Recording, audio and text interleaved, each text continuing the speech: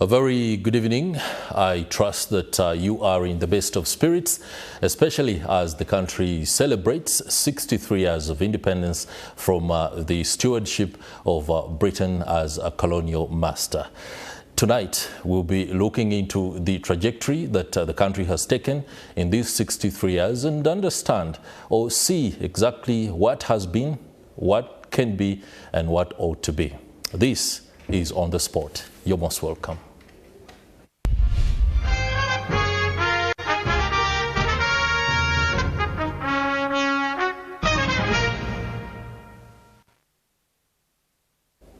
Hello again, I'm Chris Genyi, sitting in for Patrick Kamara on The Spot this evening.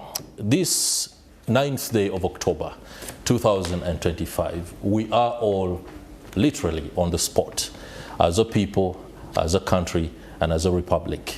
Having attained independence 63 years ago, the founding fathers at the time had their dreams and aspirations. Whether those dreams and aspirations have been achieved is something that is debatable depending on the points of view or the positions where you are seated. Tonight I have with me Miria Matembe. She's a former Minister for Ethics and Integrity. She's also a former Constituent Assembly delegate who represented Mbarara District, and she is a seasoned political commentator and senior citizen. I'm also joined by Tanga Odoi, who is the chairperson of the Electoral Commission of the governing National Resistance Movement. Dr. Tanga Odoi, Honorable Miria Matembe, welcome to On the Spot. Thank you for having me here. And happy Independence Day. Yeah, happy Independence Day, because I think I'm happy twice. First, Uganda is independent, 63 years. But I have a son who celebrates independence and birthday. Okay. Bill. My son Bill is somewhere now in Murchison Falls with friends. I wish them well. I hope they come back safely. He was born exactly on this day at 1 p.m. Okay. So I'm happy that is to be a father of an independent boy. Honorable Miria Matembe, happy Independence Day. Thank you. Good evening, viewers. First of all, I don't like people who introduce me as former. I don't want to be formalized. You want to be... I'm alive, I'm here. You're alive. And therefore, if you want to introduce me, you have to say this is Miria Matembe. A senior citizen. A senior citizen, a child of God, and a voice of reason. Voice of reason. At least like that. A mother, grandmother, and that kind of thing. Thank you. That means I'm still here. Thank you. This former, but that shows you that these people who look at jobs and whatever and worship them, they need to know that those things perish and they go. That you can leave a job and live a decent. But when you know the rock on which you stand, being a child of God, then you continue to be. Well, thank you very much for enlightening me. Let me ask you, 63 years of independence, that is a landmark for a country and for individuals who were alive at the time. It is something to celebrate, but also to reflect on. When you look at the founding fathers, the ones that fought for, participated in the battles and the debates in the run-up to 1962, they espoused a series of points, and I'll list down a bit of them so that we can have an anchor upon which to discuss. Self-rule was one of the very foremost pillars and aspirations of our forefathers. They thought and hoped that unity, justice, and equality will be the cornerstone of self-rule for the new country, Uganda. Has that been achieved? Honorable Matembe. You're asking me? I'm asking you. You know, I was not there when they got their independence. I don't know what kind of justice and equality and, but your reading of and history unity is sufficient. that they wanted. I don't know. But me, if you ask me on that issue of, you said unity, justice and equality. I think generally they have not achieved that. But maybe to a certain extent. Because I don't know why you brought that particular item. Because those people, why did they focus on unity, justice, and what it is? Equality. Equality. It means there was no equality. They were poor, the poor were poor, the rich were rich, the educated they were educated, the non-educated they were there suffering, and there was no justice, there was no fairness, there was no among the Ugandans. Now, as we stand here, the situation, like the environment, the economy, everything changed because you cannot stay static. That is right. In terms of, you talk of economic development, social development, whatever, I don't know whether you also talk of political development. Of course, things changed, moved from step by step.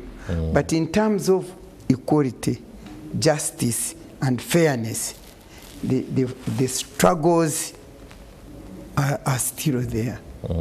They are there, and those people, one thing that was not there that time is that the level of corruption, the level of greed, the level of selfishness and self-centeredness, the level of nepotism, that all those were very low.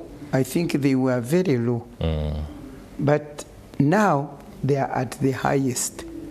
And those very things effectively affect what the objective of equality, justice, and fairness? Unity. Unity. They affect them very badly. Okay. Dr. Tanga Odoi, when you look at the self-rule aspirations that the founding fathers had in the run-up to independence in 1962, the agitation for self-determination, which usually forms the cornerstone of any one country's search or community's search for independence, and the need to govern ourselves away from the colonial master's structure that was deemed not fit for purpose at the time. Are you confident that those aspirations have been achieved in your overview? Thank you very much, host. And I want to thank Senior Citizen for kickstarting us off. I think the first thing is that emergent African states and emergent African leaders had different perspectives about what they think their African states at independence should look like. They were coming from the yoke of colonialism. Uganda was coming out of 68 years of British colonialism. If you go to other African countries like Ghana, they're also coming out of that domination. So they all, African leaders and African politicians, all came out with that surge that we have lived under colonial rule, subjectivity for a long time. We must come out of this and have a nascent African state. They came up with different roadmaps, philosophical roadmaps, to attain what they think should be the best Africa. If you go to Kwame Nkrumah, he came up with the African personality, elevating the African as an able being than what colonialism had thought of an African as a laborer. The African personality as a philosophy was to give that African the confidence that you can do it, was to actually elevate the African, or to put Africa and African leaders to that perspective that you can do it. The African personality as a philosophy. If you come to other leaders like Julius Nyerere, our famous Julius Nyerere, he came up with the African socialism and the return to the Ujamaa, that Africa was disorganized by colonialism. What we had in pre-colonial Africa was already building up a base. Let's go back to traditional. Let's go back to Africa at the village. The African socialism. Living as Africans, working hard for what you eat, but helping as a family. A kind of collectivization. Then if you come to Uganda, Uganda came up with what was the common man's charter.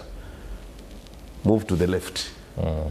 Something which the leaders then were not sure about. But Uganda's surge to independence, of course, had that shaky background because of the existence of very strong kingdoms, and then the planting of independence at 1962 level with the Republican kind of feeling.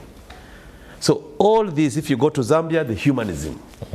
So all this actually tailors to answer your question. At 1962 level for Uganda, what did we expect of Uganda? We wanted Uganda, which is free of colonialism, Uganda for Ugandans, Uganda as a nation state, Uganda where people are united, because Uganda was in fragments of kingdoms and chiefdoms. There was no issue, and egalitarian societies, like the Iteso, who did not have rulers, did not have kings. They had elders, Acephorus states, as we call them in history. So that was a background. Colonialism found Africa, which was in a way trading within themselves. East Africa had interterritorial trade. You know, communities had intertribal wars, but they were working. They were actually exchanging what they had, and they were living in a kind of pleasantry. Then the British came up with the policy of divide and rule through their indirect rule policy. That we can dwell on later. Now, when independence comes, the expectation of Africans is that we have left division. We should leave tribalism. We should now work better. Have we achieved, like you've asked, that high expectation? It's debatable. It is subjectivity. It is something someone argues either yes or no from the perspective, the political perspective of that person. To me, as an historian, I think we have achieved much of what we did not have, but we still have room to do better, to achieve better. Honorable Miria Matembe, you have been a keen follower of the country's political trajectory up until now, where we seemingly find ourselves at the crossroads. Constitutionalism is threatened. You are part and parcel of the framers of the Constitution in 1995 that has now come under what many describe as attack. If you are to look at what has happened to that document and what you discussed in the Constituent Assembly, I know you might be pained, but what can be tweaked in order for that document to become better and offer us an opportunity at the kind of governance that we aspire for? For me, before you jump to that constitution, I want to say that the one question you are asking, you know, the expectations of those people, they thought they were getting free from colonialism, to be free, to be like Ugandans, that Ugandan, you will belong to Ugandans, it will belong to us, we shall manage our things, our resources and everything. But as you know right now, surely Uganda is under, they call it neocolonialism. Neocolonialism. Yeah. Because when you look at who rules Uganda, is it Ugandans who determine what they should do? Is it Ugandans, or they are ruled by other people? And even things are now becoming worse and worse when you see the Chinese have taken over the land. When you, even a simple thing I want to show you, which I see and question myself. You go to that Kansanga place there. I ask, how has the Ethiopians and the Somalians taken over the whole area where Ugandans should be? That is a small thing. Now if you look at the whole land in this country, in Uganda, the grabbing of this land, and who owns the land now in this country? And if these people are looking at, they are going to be free from exploitation, oppression, and manipulation. Are Ugandans free from those things? They are still imprisoned. The economy, I am not an economist, but how much debt? Do you know that our grandchildren are already indebted to pay the debts for this country? Even people who have not even enjoyed anything are already imprisoned by the debt that they have to pay because of the of borrowing of this country. Great. So how can you be independent when you are not politically independent, economically independent? And what is independence? What is independence? If, for instance, Uganda says, no, we are not going to get this law, and then America, where they say, no, now we have shut off all the money, like now when you look at NGO, how we used to flourish and work, because the donors, the whatever development partners shut their resources and so on. So where is independence? For me, independence, I don't see it. That type of independence that we are wanted by our people. The ideal it is not there. And as you remember, the journey to independence, to self-rule and governance, broke down immediately within 4 years. You remember when the mutiny came, 64. Then the Kabaka, 66, then come 71, overthrow by Amin, and then, continue, until now, finally, we had thought when President Museveni arrived, we said, now we are beginning a new journey. Okay. We will go into the aspects of economic independence a little bit later, because that also forms one of the pillars and aspirations of the founding fathers. They thought that at a certain point, local enterprise would form the cornerstone and the structure of our economy. But allow me delve into what that is, constitution what is a growing concern right now. And it is something that is pertinent to discuss. The Constitution finds itself in a spot of bother as a document that has been amended severally, to the extent that somebody begins to question why we are over legislating ourselves into and out of the realities that we face in the country, as one of the framers of the Constitution. First of all, Ugandans need to know that this constitution, they call 1995 constitution, is no longer the one you gave us. Is no longer the constitution which we are using. So they need to know that that constitution was the first constitution that Ugandans made. You remember? Ugandans as a people. Yes. These Ugandans, when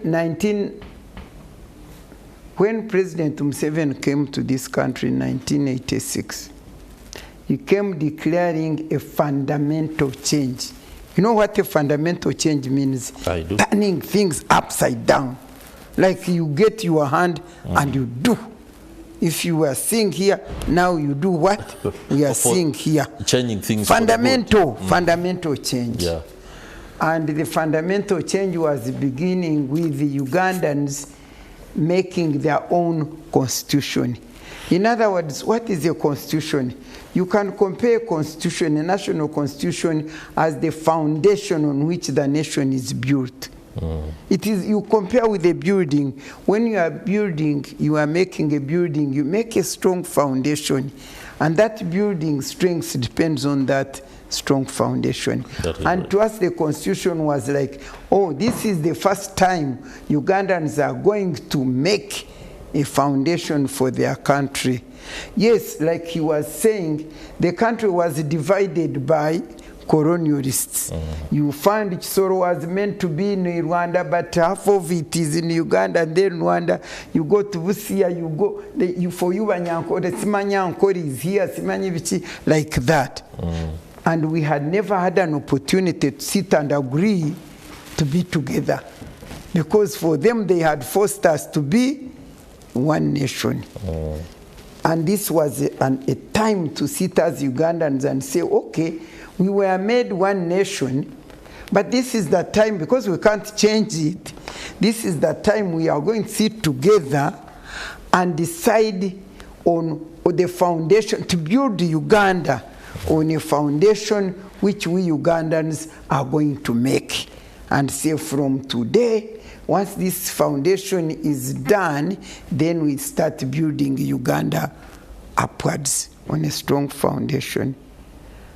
And that's why the 1995 Constitution was an effectively participatory constitution. As a person who was one of the member commission, when I see people rubbishing it, they say so many things about it, they blame us, they condemn us, and I say these are ignorant Ugandans.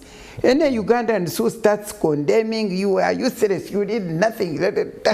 Like they tell me when I'm arguing about Museveni, they say, you are the one who brought him, it is your fault. I tell them now, when I left him, why do you follow?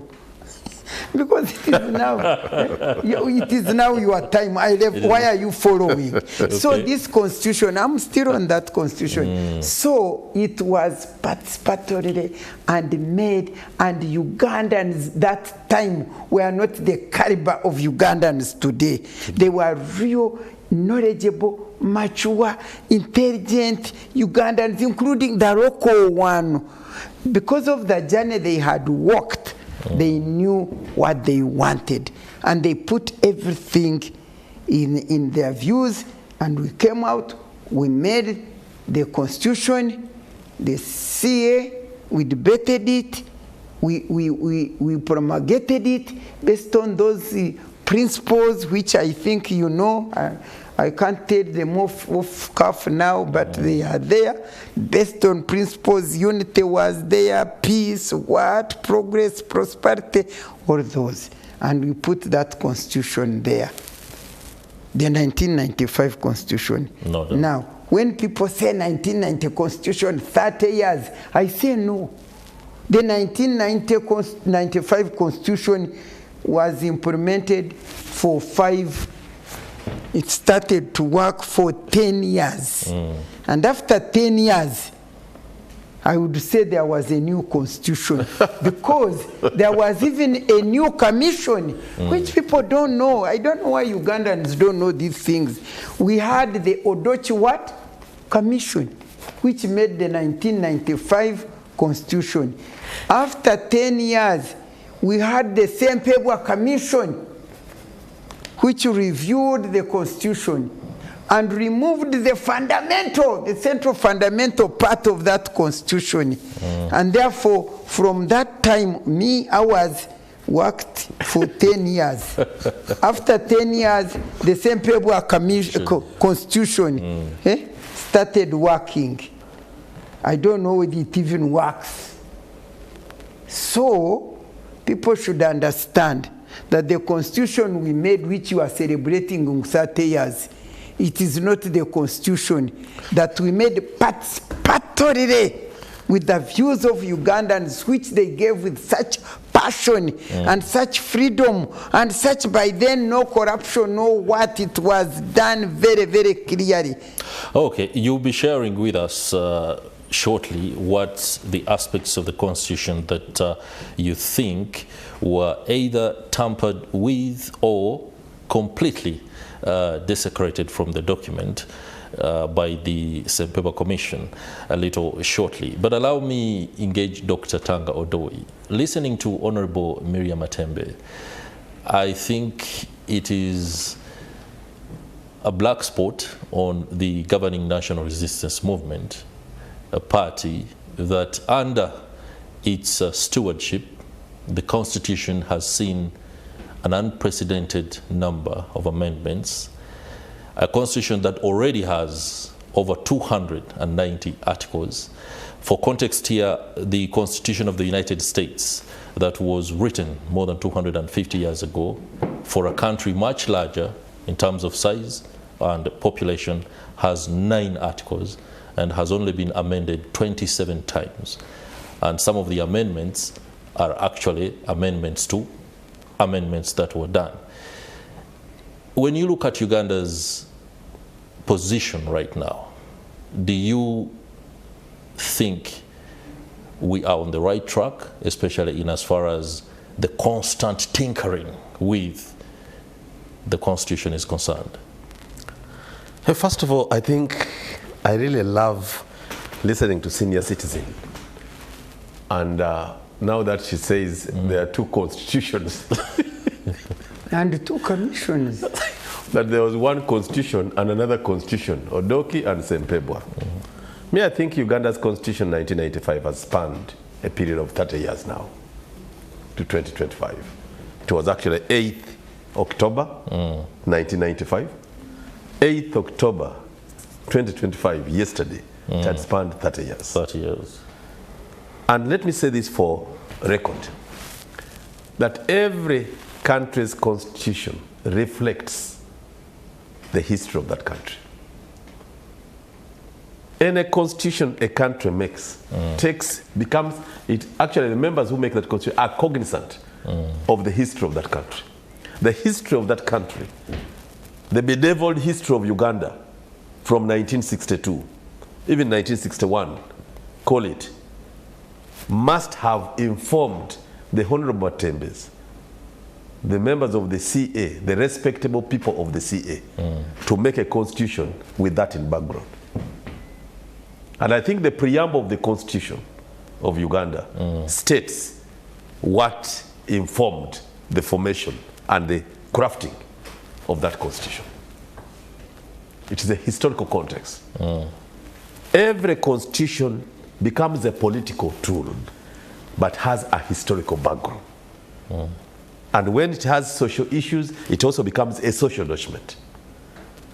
I want her to tell us, the listeners, whether when they were making this constitution, which he now says there's a Odoi constitution and the Matembe constitution, there was an article for amendment of a constitution.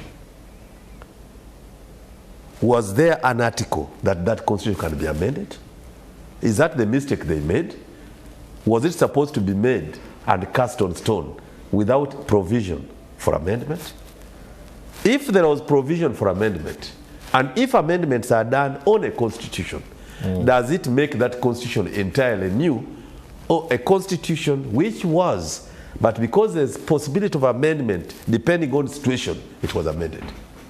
Clarity must be made, because we are talking to young people who must now understand that the history of Uganda from 1962 to 1964, I'm happy she mentioned the historical mutiny of 1964, was dogged by chaos.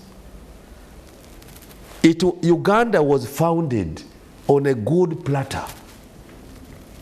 good economy, very resounding people from high school, from very King's College, Budo and others, leaders who are young, call them 26 years, Ibingira, 28, Adoko Neshon, 37 or so, Obote, 40 or 39, Mutesa, you know, very resounding leaders who had come from very renowned schools of the colonial system. Lancaster, you know, we had everything to take off. And I want to state for record that Uganda's problem has not been rain. It has not been poor land. It has not been because forests grow. Uganda's problem at independence, and that, especially up to 1986, was leadership. How they treated the constitutionality. Because we started the foundation of a constitution. Then someone abrogates the constitution. That alone is a dark history in constitutionalism of Uganda. And she is right, very right, that in 1995, we came up with a document which was quite participatory. And we put up all possibilities of how we can be governed. It can be movement system, it can be multi-party, it can be this. We also put in place in that constitution how that constitution can be amended. And we even put that it is treasonable to go against that constitution. So, if there is a case for NRM from 1986 to answer, or after 1995 to answer about that constitution, it must be seen along that line. Have they done what the constitution does not allow them to do? Have they amended provisions which after amending the country went back to Silamba, back to 1962, or back to Amini days? Every country's growth, whether social, political, economic, has its own positives and negatives. Okay. It is how we treat those negatives that makes a country. What about constitutionalism? I think constitutionalism, as an aspect, cannot be said to have failed completely Uganda under NRM. There are mistakes here and there, but we are better off than we were. Honorable Matembe, what disservice did the Sempewa Commission do to Uganda? You see, this man knows I'm a lawyer. And he knows, of course, laws are amended. I know that. You could not write a constitution which you would not see amendment. But when a constitution is made, and down the road, didn't I say like 10 years? Yes. You are implementing it. You are beginning to implement it. Of course, when you start implementing, you see challenges here and there. Every law and the constitution is amendable. Because when you are putting things there, you have not implemented, then you see, oh, here there was a challenge, here there is. But when you have made it took us 5 years to make that constitution. 4 years were for the Uganda Constitutional Commission traversing this country a number of times, getting people's views and getting things which were crucial, which I think you raise up and we see what is happening. And so we put this constitution in place. And within 10 years, you make a new commission. You see, you can amend certain things. But where you even constitute a new commission, to begin like he's beginning a new job, which happened because the commission was constituted. And the chairperson of that commission, Sempewa, Professor Frederick Sempewa, who was with us in the original commission. The Odoki. Yes. Made a minority report. You can imagine. The chairperson who was in the other commission, when she comes to this one, the other time he was a member and we endorsed our constitution and finished. And now they appoint him the vice chairperson. He had to disagree as a chairperson because he knew what people had said. He knew what was crucial among those people. So when they amended this constitution, call it amending, but it was constitutional review commission. Amendment, Parliament was supposed to bring laws and Parliament makes them. But when you constitute a new commission, to me, you are making... You're effectively making a new constitution with another person who takes it.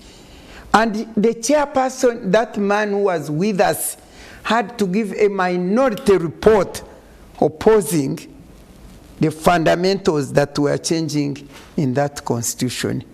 And I want to say that the implementation of that constitution, which we call constitutionalism, raised the crucial issue that caused the renewal of that constitution. And that was the issue of the presidential term limit. Because to Ugandans, central to that constitution was the issue of the presidential term limit.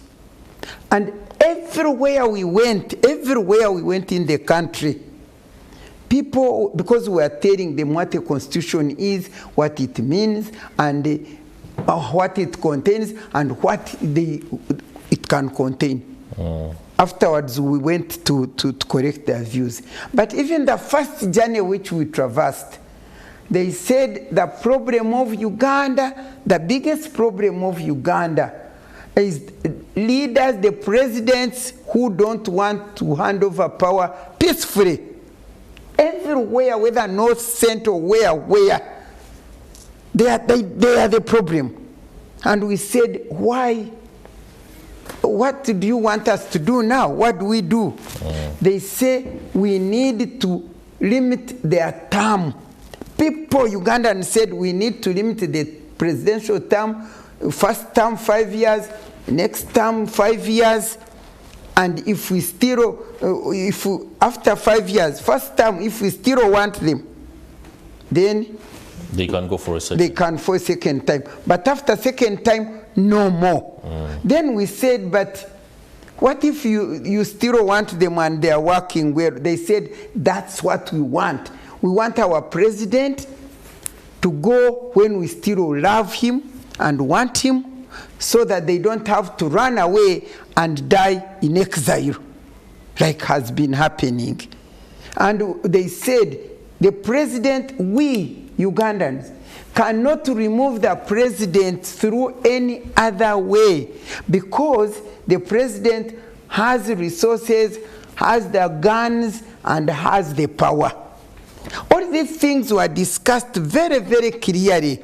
And so to them was that when you limit the powers, I mean the term of this president, and give opportunity for peaceful handover of power from one president to another, then Uganda will begin on a good journey and travel until we realize what we wanted to realize. And we put that thing. Then you remember the other central thing to this constitution, which caused the removal, the making of another constitution, was the principle of separation of powers.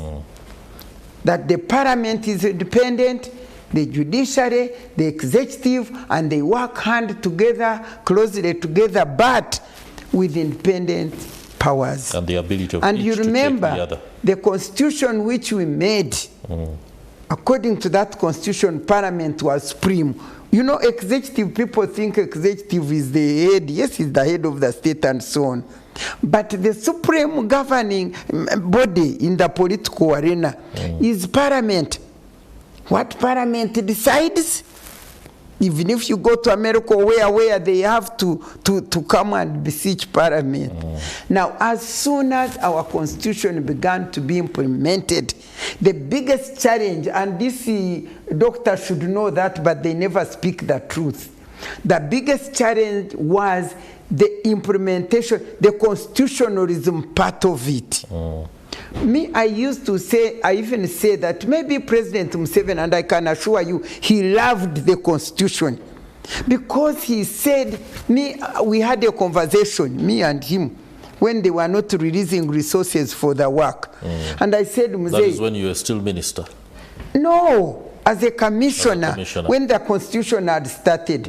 And I said, but how much do you need a Constitution? Because he said, oh, the biggest gift I would give to my country, Uganda, would be a Constitution. Then I told him, by the way, if that is so, we don't have resources. People, there's no funds, and so we are not working. And he ordered, and we started getting resources, and we started doing this Constitution. But to me, I think he looked at the Constitution, but not constitutionalism. Because as soon as that sixth parliament was elected in accordance with the new constitution, with the principle of separation of powers working, immediately it was not even, I don't think it was even 4 months or so, when the president fell out with the parliament over implementation of the constitution. Because I remember there was a contract of procurement. I mean, they wanted to work on Bujagari Falls to put the electricity. And President Museveni, maybe with his team, they had identified a company, an American company, which they wanted to use. And the parliament did some kind of research. And they said, no, this is a wrong company. And they refused. And Museveni was like mad. He said, how? He didn't know that he didn't have powers over parliament, because he used to be the chairperson of the resistance movement the first 10 years. He was the one in charge. Although there was democracy there, I can guarantee. We used to sit, even if it was 5 days, enclosed in there, discussing until we reached a decision. But this time, I think he hadn't known that he's not ruling over parliament. And then he came, how? The parliament cannot stop me. They said, but it is the constitution. That's the first time President Museveni said that, but the constitution is a mere paper. And for me, when he said that, it reminded me of Obote, who had said, but the constitution is a mere paper. And I want to tell you that from that time, the president started fighting the principle of separation of powers and said the parliament has no right to rule over me. And he set himself to ensure that he fights the parliament. In other words, constitutionalism was not what he was looking for. Dr. Tanga. And that was the beginning. And everybody knows, he even knows the quarrel. Sixth parliament, talk of sixth parliament. Museveni can finish you. And he made sure he fought us until we got out of parliament by seventh parliament. He made sure the Ogora, the Benwacha, the Maratubo, the Matembe, the Kazora, get out, so that he takes over parliament. And that's when he removed the removal of the term limit in the seventh parliament. That was the end of the implementation of the meaningful constitution that we had made. And I'm telling you, from that time, the issue of constitutionalism, don't talk about it, you shall go in detail. Because they have human rights, whatever, all these central things to the constitution, they are not there. They're not there. Dr. Tanga, Odoi, you spoke about the fact that to amend the constitution is something that is embedded within the document, and it can be done. Right now, there is contestation in as far as where the deviation to the trajectory that we've taken happened, and many believe, by the way, that it was at the point where the presidential term limits were completely done away with. Since you believe that amendments can be undertaken, do you think it is prudent that members of parliament or the August House does debate this concern, and maybe the opportunity to put a cap is given and the country has a go at it? You know, this is a very interesting debate, and I'm happy I'm listening from a person who was in the House making this constitution. Yeah. I asked that question as a vexed question, throwing a stone in a forest. That and when you are making this constitution, and you've seen the bees, could it be that you made a mistake by allowing that there are articles for amendment? That's what I threw in there. You can't reason like that. I answered you long ago. I said Wama constitutions are made and laws are amended. So you cannot say, is it a mistake? The only mistake I would say, perhaps, the only mistake, if you can allow, and I will justify that mistake, is that we did not entrench that provision of removing the term limit. Okay. We didn't think about retrenching it. Why? Because of the environment under which we made the constitution. It was like people were born again.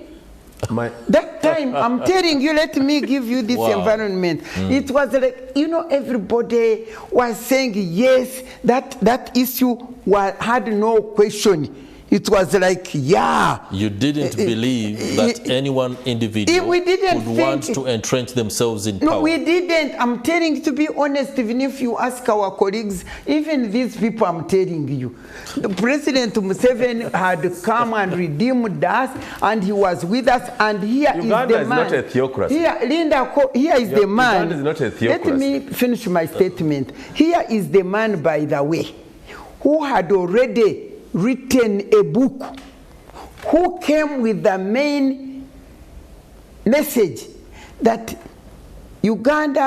Africa's problem, and also Uganda in particular, the major problem of Uganda is governance, and the worst thing of it is the leaders who do not want to hand over power peacefully. It is in his book. He came with that, he declared it, we believed him. Now the people there say, yeah, we want people who want to live power peacefully, and therefore reduce make term limit. And so a person who declares that, and you know that what you are doing is what he really loves, and it is written in the book, it's not a lie, would you expect that he would be the same person who would turn around? So that's why we never entrenched. Doctor, I have listened to Honorable Matembe with respect. I don't see where President Museveni has a problem in whatever she's saying. I want her to listen to me and to the public. I don't see anything, even what President Museveni wrote in that book. What are Africa's problem? What is Africa's or even problem? the words that he said when he was even when he said that we don't want leaders to stay long in power. Who don't want to hand over power peacefully. At what stage has Museveni failed to hand over power peacefully? When can I really discuss with you? Let me tell you. I should walk off. No, listen to me. You don't have to walk off. You can walk off because it's up to you to be a debater. I'm not debating fire is better than mother here. I'm debating along what you've said. If members of the Constitutional Review Commission or Constitutional Making Body knew that there was need to entrench what they didn't entrench, where is Museveni's problem? Where is it? If they studied the history of Uganda properly, and they have said Uganda's problem has been leaders who overstay in power, or Africa's problem, and they failed to entrench that provision, how does Museveni take the blame? Do you find inspiration? Listen to me first. Moderator, give me time. As he saw in 1986. Moderator, give me my time. And I want Honorable Matembe to listen with respect. She is. I'm just quiet because what can I do? What I am saying comes from what you've just said. You talk, am I not listening? You were in the constitution making process, And so? and you have admitted there are mistakes you made. You said you thought that the man who has written a book that Africa's problem is leaders staying long in power would not be a problem. Were you writing the constitution for Museveni or the constitution for Uganda? You think you have asked a sensible question? Let me tell you. Look here. This is, he should not ask me. If he asks me, I answer. Okay, let me present myself. Don't ask me. Let me present myself. I answer you. I don't have any room to disagree on petty, trivial things. I am dealing with what she says. I was not a constitution-making body. They were there. I asked questions which are fundamental. Did you make a constitution that should not be amended? If you knew that they are entrenched, need to entrench this and the other, because you must have done benchmark. You must have gone out to benchmark. And you must have even benchmarked by reading Uganda's history of constitutionalism. And if it had failed because leaders overstay in power, there was need for you to entrench it. If you didn't entrench it, what is Museveni's weakness there? What is the blame game on Museveni? Manipulating those weaknesses. No, please. I want to say, if the members now admit a senior citizen is admitting their mistake, Imagine. I am still asking, Museveni has no role in making them fail to entrench that competency. The president, can I? Mr. Museveni, for that matter, Honorable Matembe, let me just finalize with Dr. Tanga Odoi. It is incumbent upon leaders to be the stewards of anyone document and a constitution for that matter, to be able to set the precedent of what can be done or happen in the governance trajectory. President Yoweri Museveni maybe had an opportunity to demonstrate to this country that in as much as you might want power and to entrench yourself as a president or as a leader, you ought to understand that you don't have to exercise it the whole 9 yards. And maybe at that point, it informs us the kind of thinking that the likes of Honorable Matembe had when they looked at the man who had written a book, the man who had spoken on the steps of Parliament. It was more like a reassurance. Does that constitution has an article that power belongs to the people? It does. And who should exercise it through what? I don't know whether I could talk. Because No. Let me answer. I cannot. Because he's asking silly questions and I can't answer them. The constitution of Uganda, you'll be answering those questions. Silly as it may be, has the power belongs to the people. Who shall exercise that power through ABCD? If they exercise that by voting leaders, which leaders now do what they are doing to amend, where is the problem of Museveni? Okay, can I now? What I am saying, what I'm saying. You've asked another question. No. What I'm saying with specificity, a blame game in whatever happens in a country should not be apportioned on an individual. There was a body charged with making a constitution. There was a body given money to benchmark and make that constitution. If the review team had removed the entrenchment, you would blame the same paper commission, notwithstanding what she talks about minority report. What Honorable Matembe's business here is, and everywhere I've discussed with her, is Museveni. But here is the Honorable Matembe. The Museveni issue is the only thing she has. Let me share with you an aspect that forms one of the aspirations of the founding fathers. We've dealt with self-rule that was anchored on unity, justice, and equality. We've dealt with constitutionalism. The forefathers also envisaged a nation where leadership serves the citizen and not self-interest. Where doesn't this leadership serve the citizen? Can I speak now? Please. Where? I want to speak. And I'll listen. The problem, I'll listen to you. The problem without interruption. The problem with me. But you also leave me time. Is when of course, you will get your time, no doubt. Is when I'm speaking. Because for me, I speak the truth, I speak my mind, I speak honestly. When I sit here with people who are deceitful, who speak lies, who do all these things, that's why I was telling you, next time don't call me with people with whom we can balance. Because me, I speak the truth like this. the president comes. I remember I told you, we were suffering in this country because of who? Presidents. Not so? Who are not leaving power. Military, what? And a president comes and tells you fundamental change. I told you here. And he declares the real problems. He says it clearly and documents it. And because he's a leader, people believe. I mean, we are supposed to believe in these leaders. We believe, we want, because we knew everybody, we make the constitution. And I said, yes, if you want to call us stupid or whatever, we were not stupid. We go and made the constitution. I said that the only thing which you can accuse us of is not entrenching. You hear? I admitted that, and then he's speaking on that to say that, but yes, we didn't entrench, and I said, why? Because we believed in this leader.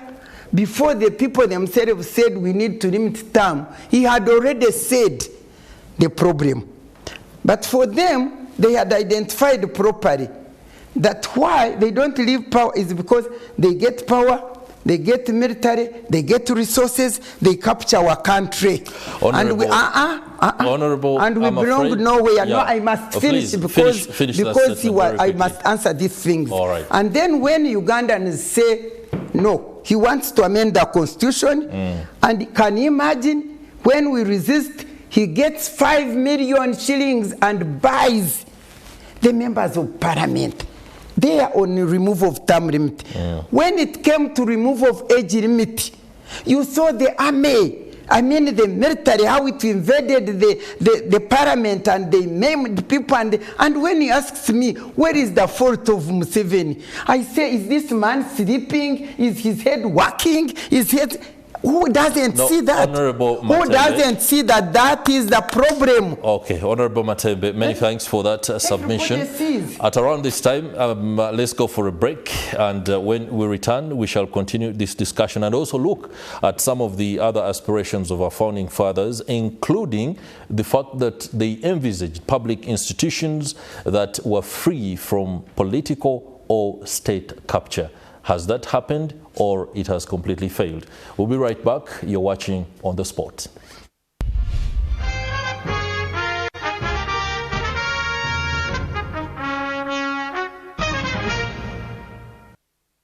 You say it's coming. All right, we are back. We are back on the spot, and the discussion is heated behind the scenes, but no doubt we are here, and we shall continue to look into the 63 years of Uganda's independence. We've talked constitutionalism and self-rule, whether we are actually governed by our own people and leaders, the ones that we elect, is also a matter that seems to be debatable. The Honorable Matembe earlier spoke about the fact that many of the decisions that are made at economic level are made by individuals that may not necessarily be in government. That speaks to the dynamics that are of the global political economy. Let me return to the panelists, my guests this evening, and let me allow Dr. Tanga Odoi to very swiftly respond, and then we move to the next pillar of the aspirations of our forefathers. I accept quite ably, yes, that the Ugandans who sat to make the constitution, I think those are the cream de la cream. They were sober. They were the cream de la cream. Now, the cream de la cream that made the Constitution put provisions of the Constitution, put provisions that should be entrenched, the method in which they can be removed. Like you cannot just come and abolish a district. There are methods, put provisions where they think this is where we find comfort for Ugandans. They were not supposed to make constitution for an individual. They were supposed to make constitution for Ugandans. And they had benchmarked what I said earlier, the history of Uganda. They had also benchmarked on other constitutions before arriving at our constitution. So when I hear the Honorable Matembe thinking that we are a theocracy, a Christian state, even where Christianity now, where Christians also make mistakes, and even Christians are corrupt, think that, oh, you see, we believed in President Museveni because he had written this. That belief is okay. To me, if President Museveni wrote his opinion in a book, that is okay than even keeping to himself. But you have to interrogate the history of Uganda, then entrench what you want to entrench. Now, if it was not entrenched and Parliament, which is representing the people, amend that constitution or even that article, how do you blame it on the president? That is the point I differ with her on. A major flaw on the part of the people you described as cream de la cream. The cream de la cream should have done their work. And since one of them is here, take the blame in a sober way, than to make constitution for an individual. Mr. Dr. Tanga, before we go, you've just spoken about something and I also need to interrogate it. Would you, for example, be comfortable if there is a review of the constitution or an amendment to a certain one article and we state it very clearly that aware that an individual or a political leader can grow the tendency to want to entrench himself or herself in power, we are putting it thus that term limits or age limits are at this particular cap? They will modify your words. They will modify, of course. Your words can be modified because your tendency, the words tend to particularize an individual. First of all, if you even want to do that, you have to satisfy Ugandans that in the period when it was not there, the following mistakes were happening, or this happened as a result of its absence. You must put that justification. I wrote a paper, I presented to Parliament the justification why age should not be a factor to negate good leaders from continuing to rule. I presented a paper, go to the Hansard. I was one of those academics who stood firm and interrogated the history of Uganda in that brief summary, where leaders were young. Is it biology or ideological concept? Are we saying Uganda's problem came as a result of leaders being old? Or leaders who got Uganda at independence were young, they should have done better, but they lacked the ideological grasp and Uganda went into limbo? I asked that question and I am open to anyone for a debate. If we had leaders who were not 40 years and they controlled the country which was towards takeoff, and by 1966, 1970, they had messed the country and handed it over to a dictator for 8 years. And then after that, they handed it on to leaders who were not taking long. Honorable Matembe and others should tell me, between 1979 after Min, to 1986, how many leaders did we have? Were they failing because of longevity in power or inexperience and lack of political ideology? I want that debate. Do you appreciate... You know, after that we had Lule. After that we had Obote too. Do you remember that? We had Obote coming back, the second Obote. Obote goes, we have the Okelos. The Okelos go, we have experimental government. We have Lule for 68 days. We have Binaisa and Tebe Woma. We have, you know, were they overstaying in power for us to fail? Museveni has overstayed in power according to Honorable Matembe, but through an electoral process. If the people don't want him, they will reject him on the ballot. Now, if you assess his longevity of 40 years and what Uganda has gained, or the consequences of his rule, with the other ones who are many and failed, do you say it is because you removed that 5-year period? That's why the other one failed? I think we must debate. We must debate. What are you going to tell me to justify that we should impose on Ugandans age limit? Do you believe in the term limit? Do you believe in the multiplicity of factors that define any one particular reality of a country and indeed the leaders that govern countries? Yes, of course. There are multiplicity of factors. Yes. Now, and age, competence are but just. Now, I am an historian. I have the evidence that Museveni started ruling Uganda at 41 years. Call it so. Or 40 years. He is now 80 or 81 years. Let's interrogate that period. And if we interrogate that period, do you see Uganda's trajectory as all negative? No. Do you see that Uganda has achieved this, but there are other areas which are still areas of failures? That is an assessment of a leader. Do you believe that any other individual leader can be better in aspects that have failed one, and so it's the justification for an opportunity for another leader to also take on? That's okay. That's why we have 5-year elections. Electoral period of 5 years should tell the world this leader with 5 years has failed. Vote him out. You do not change the constitution which they made gives us how to change leaders. Okay. It does not make us change leaders through the gun. The gun, bullets more than ballots, had dictated Uganda's history. That is a history we benchmark as we make the constitution. Now we have elections. Call them anything. When we use elections, the population that is hurt with Museveni's rule, should throw him out. Imagine. Should throw him out. What other method will you use to throw Museveni out? If the constitution says it should be through 5-year term elections. Which method will you use? I want to say something there. And for me, as I talk, keep quiet and listen from my heart. Who talks from not heart? I'm explaining. No, I also talk from my heart. I left you to talk. If I'm using my words, I talk from my heart. Okay, please. Can you stop him? Submit. He has kept quiet. If I say I talk from my heart and from my... I don't know whether to call it... Let us hear your heart. Because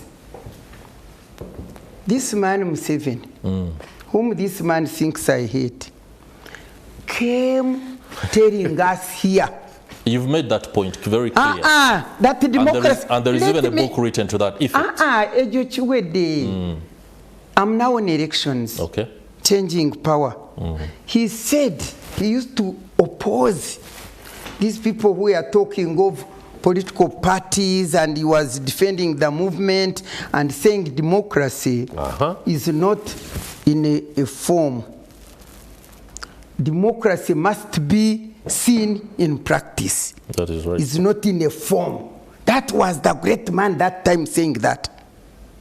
Okay? Because he was looking at the democracy which he had run away from when they went to elections, or both his elections, and they were rigged and people were closed off and so on. When we were in UPM, we ourselves. And he said democracy is not in form, it is in substance. That's when we were in national resistance movement government. And he used it to emphasize that. In other words, he did not believe in elections that are happening like now, where you seem to be going through elections, but when they are just in form, not in democracy, democracy in substance, that you have gone there. And this man knows. Right from that, let me finish. From that time, he talked of elections, and I must rubbish the elections that are going on. I'm just going to give you an opportunity to do what you want to do. And I will call it enlightening, not necessarily rubbishing. Honorable Matembe, allow me to give context to this. When you talk about elections, this forms the pillar that I was going to share next, that our founding fathers in 1962 and the years in the run-up to independence looked at elections as a bedrock of multi-party dispensation. We are now at a point where political parties are given an opportunity to contest power. And this is where the opportunity to say what you want to say comes in. Do you believe that the multi-party dispensation that we have right now offers us an opportunity to entrench the kind of governance systems that our forefathers envisaged? Or, in your words, if your sentiment is anything to go by, all of it is a sham? May I come first? First of all, I was here when the first person to contest with President Museveni within NRM government. When was it? Because originally it was him alone, 1996. Nobody to oppose him. Okay? Within the NRM? Within the NRM. Yes. The others were those DP, those people. Was it 2001 when Besigye came up to offer himself as a candidate to contest within NRM, you know, with Museveni? All of us were called NRM. But the other ones, DP, UPC, he did not mind. But when one from NRM, Besigye, came to contest, that was the beginning of now fierce and violent elections. And they were, I was there, I was the Minister of Ethics and Integrity. I knew what happened in Rukunjiri, people being beaten, others killed because of opposing, somebody contesting with President Museveni, before we even went to the multi-party. That is right. And eventually, the term limit is removed, the multi-party dispensation is opened, and you know what happened, and Besigye comes in as, was it the reform agenda? The first time it was reform agenda together. Leave me to answer my question. I'm talking of democracy through elections, which ever since opposition came into power, this is my view. Because the man we are talking about doesn't want opposition, he made sure, yes, we opened parties, but the environment was strictly not conducive to the participation of these political parties. Organizing, establishing their offices, mobilizing and building their parties, whatever parties are there, are doing it in such unconducive environment. You know, what don't you see? You disturb us here. What happened to Chaguranyi when he came in on the public platform? What happened? Even right now, why do you disturb me? Allow Doctor to interject. Do you call those elections Honorable Matembe, allow Doctor violence, intimidation, militarization? Do you call that Let me also electoral democracy? Let me say the literal truth, as you are, which comes from my heart. As you are submitting from your heart. Which also comes from my heart. Please do. That we had a movement system, which was the best display of democracy of a different type within Africa. If we had encouraged and gone with the movement system like President Museveni wanted it, we were good to go. But the pressure came from the so-called multi-parties. The pressure to open up came from the so-called multi-parties with their foreign funding and external wings. Those supporters, the IMF, you know, those kind of neo-colonial tendencies. You know, if we had continued like he said, he submitted quite well, that we had a movement system, everyone belonged there, and we are all happy. But where was the pressure from? Open up, not President Museveni pressurizing to open up. When you say you were the Minister of Ethics at that time, I was not a young boy at that time. I was not. And I'm here.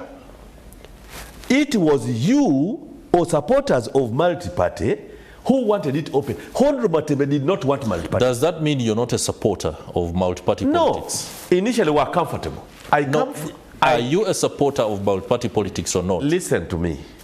I come from a part of Uganda where parties had been not ethnic but religion. Okay. DP, Catholic, UPC, Protestant. I have my friends. That's when UPM came. We say this is now maybe the savior. Because our fathers were professing this because they are Anglican. The others were professing the other because they are DP. That they could not even share a road. You pass the other side as DP, you pass this side. It was bad in Tororo. So when movement system was, we felt that was one of the hallmark of fundamental change. But Honorable Matembe knows she was not a supporter of multipartyism then. She wanted the movement system. And she should testify here for the public to know. The pressure that came, President Museveni reluctantly opened up to multipartyism. We went for a referendum. Because power belongs to the people, according to the Constitution. That's and the Constitution 2005. states that referendum is one of the ways. That's how we changed to multipartyism. Now, when multiparty dispensation comes, let me wind up. I want to ask a question. When multiparty dispensation now takes root, and President Museveni is elected 5 years, 5 years, 5 years, who do you blame? Do you believe, Dr. Tanga Odoi, in the ideals of democracy? Yes or no? Yes. What do you think are the bedrocks? The participation of the people in how they are governed. And various and that participation of the people, that contestation of power and how the people are governed is not only for presidency. We have over 3 million leaders. How are they elected? We have LOC1, which is people's government at the grassroots. If the people pick without any, that is their democracy. They pick their leader the way they want. Honorable Matembe's focus is on President Museveni. You see, she diverted us into, when Besigye came, you know, we are discussing. She was giving us context. No, she was not giving context. Instead, she was patricianizing. I'm the one giving you context. That democracy and governance should be seen from that large hallmark, not President Museveni. I'm tired of this also. Anyway, let me tell you, Museveni is not your brother. He's my brother. So, I know. It's okay. Let me talk what I want to. He's my leader. Don't sit there as if he's fighting for He's my leader. He's my leader. But when I start talking, you should be quiet. Because Doctor and Honorable, what I want to say here, on what Dr. he Matembe Doctor should accept that the brother has brought tangible achievements to this country. Bueno. Should you also not accept that Dr. Matembe's brother has superintended over that is the assessment I see. For me, that's the assessment I see. Okay. No leader has failed. No leader can rule for 40 years without some failures. But the failures should not negate the achievements. When I want to talk, so talk positive about your brother. Submit.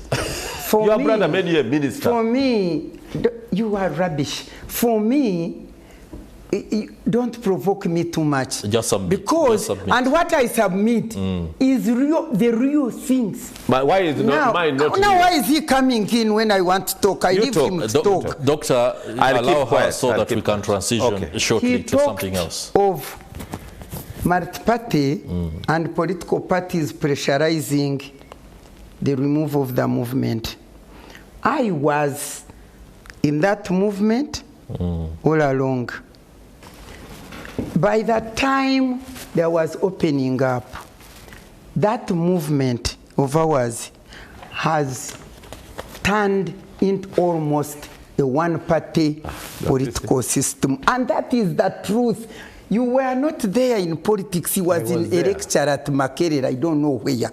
But we people who were involved, even that's how Besigye came in. You remember the letter he wrote, you know, questioning things, and then that's the problem. And that movement, even if you ask the Semogere, whoever, by the time of opening up the political parties, it had almost culminated into a one-party state. And that person was like, whatever he decides is what will work. You get it? And so the international community also, it was not the internal only or whatever, but the international community, because it was seeing what was going on.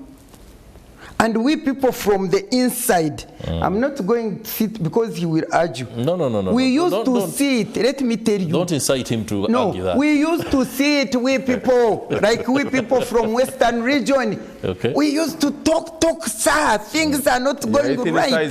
Things are not going right, you know? So it had almost turned into a one-party state. And our constitution was saying that we should never go into a one-party state. And so at that stage, even when we were at Chankwanzi, he was saying, Tubejeko. He did not, in his heart, he was not opening the space. He was saying, Tubejeko, tugambe nti political parties are now open. For the sake of it. But okay, that is well understood. For the sake of it. And therefore, he kubejako for the sake of it, but the political environment to build, to create parties and build them was never there, and it is not there. Even up to now, it is not there. And Honorable, that is the truth, and every Ugandan sees that. Honorable Matembe and Dr. Tanga Odoi, that particular debate cannot be completely exhausted within the time frame of on the spot this evening. But allow me ask Dr. Tanga Odoi, one of the other pillars or the aspirations of our founding fathers was public institutions to be free from political or state capture. I want to ask the question, do you think that institutions of government today are free from political or state capture? Now, it depends on the institution you want to talk about. If you talk about institution in a wide perspective, there are institutions which are not, first of all, state capture is a theoretical discussion. What you can call state capture, another person might say, no, that is a state working within the institution. If you see parliament, parliament is a political arm. There's nothing parliament does. It must do the politics. And it must do politics well aware of what the state wants. If you saw, you talked about the three arms. I think Honorable Matembe is the one who talked about the three arms of government. We should work separately. They don't work separately. Even there is an interconnectedness. Even in the philosophical sense of the Athens, the city-states of Athens, where those doctrines were written and came out with. It was not supposed to be cast in stone that parliament is completely detached from. No. Who said that? Me? Allow me to state very clearly. Maybe my question could have been a little bit lacking in clarity, and I must admit, when you see the conduct of the police in execution of its role of maintaining law and order, it has often gone to the extremes where we cannot differentiate between the police and the state. I find that rather intriguing. I'm not kind to police when they don't do right. I'm on record. When we had the Kawempe election and some caning of an opposition leader who I thought was not going to win got sympathy vote, I was not kind to that, because the person you are beating is a leader. But those are elements within the forces. Any state has, let me talk of the Platonian state of three arms. The state, the philosopher kings, like he says. The state, the auxiliary. Very quickly. Then the state, the producers. They must work in tandem. So when there's failure in one, it affects the other. Now what happens here is that there is a bit of, not even politicization, there's a bit of hurting the police to gain relevance. If they say the public management order something which was outlawed, I think, but appealed, says you should not do this, follow it. If they say don't go demonstrating and stepping on people's tomatoes in town, because that's their livelihood, don't go against it. Why would I, as NRM, fail to do what the police wants me to do? I can tell you, as chair of the NRM Electoral Commission, in all those elections, I had to write to police. I had to write letters of notification to the police that in between this period, the NRM will do the following activities. Therefore, if you see us in the villages, we want to request you to allow us to do it. And they would answer back. But when you go against that and say, we shall never write to police, it is our right. Right is not absolute. Now, that is one aspect of state capture of institutions. Recently, we had a letter that was authored by the president, and it was directing institutions and agencies of government to assist a one business person in the construction of Nakivubo Channel. It was very clear that he had been given the go-ahead even without expressly going through the modalities that are supposed to be undertaken by any one investor. This letter stated that all attendant agencies assist this investor. But that's the power of the executive. That's the power of the president. Read about the state. Read about the presidency. The president has power to say, for the good of this and the other, do this and help him do it. That's the power of the president. It is within the constitution which they made. They're the ones who made it. She's a lawyer, a doctor in the law. Leave me alone. I won't. Can I talk? Submit. As far as I'm concerned, and all Ugandans know, when it comes to the principle of separation of powers, that is the centrality of governance. Where the executive is the implementer of what the parliament finally comes out with, and where the judiciary is supposed to sort out the issues which are disagreed or whatever, call it that. Me, as far as I'm concerned, the Parliament of Uganda, the best Parliament of Uganda that worked within the Constitution in its powers was the 6th Parliament. And the 7th Parliament, as it was finishing, for me, as far as I'm concerned, that is the last Parliament. That's where you are. Please, can you shut him down? That, as far as I'm concerned, I'm saying my views, and I'm sorry as far as I'm concerned, because we were fought right and left until the president achieved what he achieved. And from that time, the parliament, it belongs to the president, to the executive. That's what I know, and that's what happens. That's why you see even right now, Parliament is not sitting. Do you know that Parliament is not sitting? Because the Speaker of Parliament, can you imagine the Speaker of Parliament on campaign trail? It had never happened on campaign trail with the president. Let me speak. Finalize. You spoke yours. So when it comes to judiciary, the independence of judiciary is nowhere.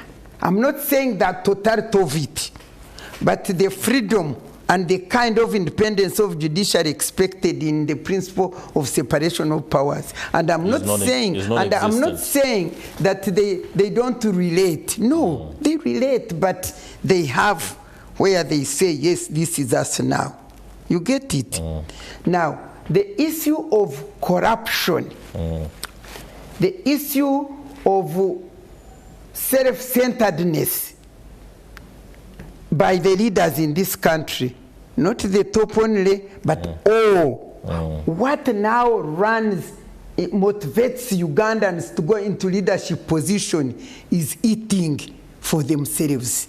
I mean, you've seen all this money, you've seen all the buying, you've seen all this. So to me, this means elections mean nothing. Means the capture of state institutions which are supposed to be leading the people, the oppression and exploitation of the poor, all these things. When the principles you are putting there, which was the focus of our founders of this nation, where they are, they must be crying down there. They must be crying. Because, for instance, I want to quote this one. The Minister of Justice the other day said that transition of this government will not be done through elections. There are rooms which matter, which have already decided on transition of this government. Okay. Now, if the Minister of Justice... That's his view. Can with authority... No, minister is a minister. When a minister speaks, When a minister in a government, in democratic governance where they think of cabinet and ministers, when a minister speaks, he's not speaking his opinion. He's speaking what is happening. Honorable Matembe, many thanks for that submission, and your sentiments are well captured. Dr. Tanga Odoi, the specter of corruption cannot be wished away. What we see happening, especially in this election period, and something that was also evident during your party's primaries, but also the election of the SEC. I do not know whether in the rooms available within the National Resistance Movement's political dispensation, how do you tackle the issue of corruption? Well, corruption... When is corrupt also? That is Honorable Matembe. Yes, I mean, saying, people... No, please, how do you tackle the issue of corruption? How do you thinking very of quickly, me. very quickly. That's your thinking of me. That's your thinking of me. You have not scientific research on that. Dr. Quickly. Corruption is not a one-man show. Corruption is something which should be fought by all of us. Okay. By all and sundry. It cannot be even blamed on a political party. How are you tackling it as a political party? The tackling is what we are doing through the institutions of government. And calling on people to revisit their own souls. You cannot tell me that you will blame everything on Museveni. What about Matembe? What role are you doing to fight that corruption? Yes, you may say Tanga is corrupt because you don't agree with me, without any scientific thinking, without any evidence. Everybody out there knows. Without any evidence. Everybody knows about you what they know. What they know about you, what they know about me is their perspective. Okay. So I think corruption is not something you can blame on one person. Like she wants to blame Museveni. Did I say it is on Museveni? There's nothing, No. even if you had time. Dr. Tanga Odoi, I'm afraid we are out of time. Thank you very much. I do appreciate your perspectives and insights, especially as the nation celebrates 63 years of independence. Many thanks to Honorable Miria Matembe for your very honest and hearty submissions that you have offered us. I do hope that later you can shake hands with No, Dr. don't invite Tanga me. Odoi. We shake hands, but I don't want to debate with him here. No, I have to debate with you. That will You are the ones who call made a me. constitution and made mistakes. Doctor, and then you blame it on that Museveni. will do it for this How do edition you do of that? On the Spot. It's been a pleasure having your company, and cannot do in line that. with our celebrations today, the 9th of October. Very Happy Independence Day, Ugandans, and have yourself a good night.